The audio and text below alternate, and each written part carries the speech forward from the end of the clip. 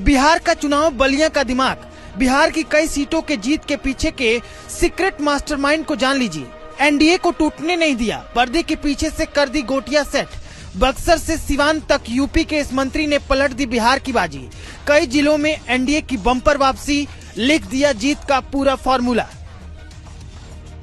बिहार चुनाव के ढोल नगाड़े बज चुके हैं, रिजल्ट सबके सामने है। कौन जीता कौन हारा इसकी बातें तो सब कर रहे हैं, लेकिन हर बड़े चुनाव के शोर के पीछे कुछ चेहरे पर्दे के पीछे रहकर असली गेम मैनेज करते हैं। और ऐसे ही इस बार बिहार के चुनावी चेसबोर्ड पर उत्तर प्रदेश का एक चेहरा खूब चर्चा में रहा।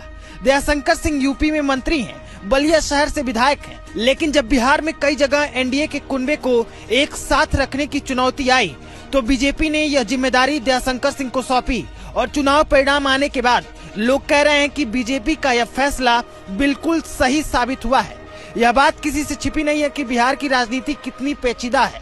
यहाँ सिर्फ पार्टियों का नहीं बल्कि जाति समीकरणों, स्थानीय नेताओं की पकड़ और गठबंधन के केमिस्ट्री का भी बड़ा रोल होता है। दयाशंकर सिंह की बिहार की राजनीति पर गहरी पकड़ मानी जाती है। वह बलिया से विधायक हैं, बॉर्डर होने की वजह से बिहार के मिजाज को खूब समझते हैं और इसी वजह से बीजेपी ने उन्हें बिहार में सिर्फ स्टार कैंपेनर बनाकर नहीं भेजा, बल्कि उन्हें एनडीए को एकजुट रखने और जीत के लिए जमीन तैयार करने की जिम्मेदारी भी सौंपी।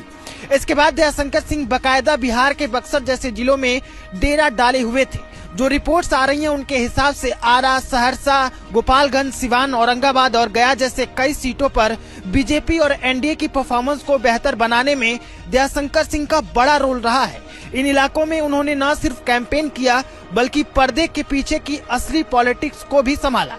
उन्होंने एनडीए के नेताओं के बीच तालमेल बिठाया, कई नाराज लोगों को भी सही रास्ते पर लाए।